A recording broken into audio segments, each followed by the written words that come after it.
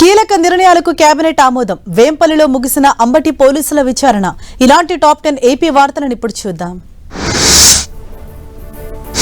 AP cabinet కీలక నిర్ణయాలు తీసుకుంది. సీఎం చంద్రబాబు అధ్యక్షతన జరిగిన ఈ సమావేశంలో అమరావతి రాజధాని ప్రాంతంలో నిలిచిపోయిన పలు నిర్మాణ పనులకు సంబంధించి పరిపాలన అనుమతుల మంజూరుపై చర్చించారు.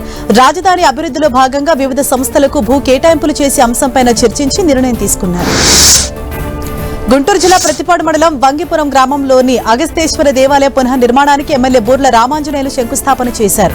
సీఎం చంద్రబాబు, మంత్రులు లోకేష్, ఆనం రామనారాయణ రెడ్డి సహకారంతో 2.33 కోట్ల నిధులు మంజూరు చేశారని ఎమ్మెల్యే తెలిపారు. గ్రామస్తుల సహకారంతో త్వరలోనే ఆలయ నిర్మాణం పూర్తవుతుందన్నారు. వచ్చే నెల మేలో జరిగే టీడీపీ మహానాడు వేదికను పార్టీ అధిష్టానం మార్చింది. తొలుత శ్రీకాకుళం జిల్లాలో మహానాడు నిర్వహించేందుకు నిర్ణయించింది. అయితే జూన్, జూలైలో ఉత్తరాంధ్రలో ప్రధాని మోదీ సభ ఉన్న నేపథ్యంలో ఈసారి మహానాడును నెల్లూరు జిల్లాలో నిర్వహించాలని పార్టీ అధిష్టానం డిసైడ్ అయింది. ఏపీ 10th ఫలితాలు విడుదలయ్యాయి. విద్యాశాఖ మంత్రి నారా లోకేష్ ఫలితాలను విడుదల చేశారు. ఈ పరీక్షలు మొత్తం 85.25% మంది ఉత్తీర్ణత సాధించారు. ఫలితాల్లో బాలికలే పైచేయి సాధించారు. 87.90% మంది బాలికలు ఉత్తీర్ణులు కాగా 82.68% మంది బాలురు పాస్ అయ్యారు. ప్రభుత్వ స్కూళ్లలో చదువుకున్న విద్యార్థుల్లో 78.39% మంది పాస్ అయ్యారు. సమర్థవంతమైన విద్యావంతుడైన నాయకత్వంలో విద్యారంగంలో విప్లవాత్మక మార్పులు సాధించవచ్చని ఇవాళ విడుదలైన 10th ఫలితాలు నిరూపించాయని ఎమ్మెల్యే కాల్వ శ్రీనివాసులు తెలిపారు. 2022లో 67.26% నుండి నేడు 85.25% ఉత్తీర్ణత శాతం పెరిగిందన్నారు. తల్లికి వందనం స్కీమ్ ద్వారా డ్రాప్అవుట్ సంఖ్య తగ్గి ప్రభుత్వ పాఠశాలలో విద్యార్థుల సంఖ్య గణనీయంగా పెరిగిందన్నారు.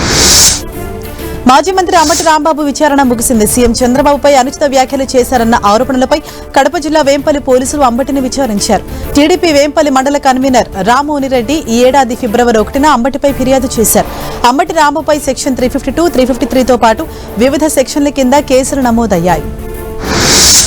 కర్నూలు జిల్లా కౌతల మండల కేంద్రంలో స్వచ్ఛ పథం గ్రామ శుభ్రత మన బాధ్యత కార్యక్రమాన్ని ఎంపీడీఓ స్వర్ణలత, పంచాయతీ కార్యదర్శి యోగేశ్వరరెడ్డి ఆధ్వర్యంలో నిర్వహించారు. ఈ కార్యక్రమంలో కౌతళం టీడీపీ నాయకులు పాల్గొని గ్రామ శుభ్రత మనందరి బాధ్యత అని తెలిపారు. ప్రజల శుభ్రతపై చైతన్యం రావాలని, తద్వారా పరిసరాలతో పాటు గ్రామం శుభ్రంగా ఉంటుందన్నారు. విజయనగరంలోని పలు జ్యూస్ షాపులో ఫుడ్ సేఫ్టీ అధికారులు తనిఖీలు నిర్వహించారు. అపరిశుభ్ర వాతావరణం, కుళ్లిపోయిన పండ్లతో పళ్ల రసాలు తయారు చేసినట్లు గుర్తించారు. స్వీట్ షాపుల్లో గడువు తీరిన బాదం మిల్క్, కల్తీ పదార్థాలతో తయారు చేసిన పలు రకాల స్వీట్లను గుర్తించిన అధికారులు పలు జ్యూస్ షాపులను సీజ్ చేశారు. ఏపీలో విభిన్నమైన వాతావరణ పరిస్థితులు నెలకొన్నాయి. ఓవైపు సూర్యుడు దంచుకొడుతుంటే మరోవైపు వరుణుడు చల్లబరుస్తున్నాడు. రాష్ట్ర వ్యాప్తంగా భానుడి ప్రతాపం కొనసాగుతుంటే తిరుమలలో వెంకటస్వామి భక్తులు చల్లదనాన్ని ఎంజాయ్ చేస్తున్నారు. ఉదయం ఎండ, మధ్యాహ్నం వర్షం అనేలా తిరుమలలో పరిస్థితి ఉంది. ఉక్కపోతతో ఇబ్బందులు పడిన భక్తులు వర్షంతో రిలాక్స్ అయ్యారు. అనంతపురం జిల్లా కళ్యాణదుర్గం కోట వీధిలో వేప చెట్టులో వెలిసిన లక్ష్మీనరసింహస్వామి ఆలయంలో ప్రత్యేక పూజలు జరిగాయి. ఏపీ, కర్ణాటక నుంచి భక్తులు పెద్ద ఎత్తున తరలివచ్చి స్వామివారిని దర్శించుకుని మొక్కులు చెల్లించుకున్నారు. ప్రత్యేక పూజల అనంతరం శ్రీ లక్ష్మీనరసింహస్వామిని అత్యంత వైభవంగా ఊరేగించారు.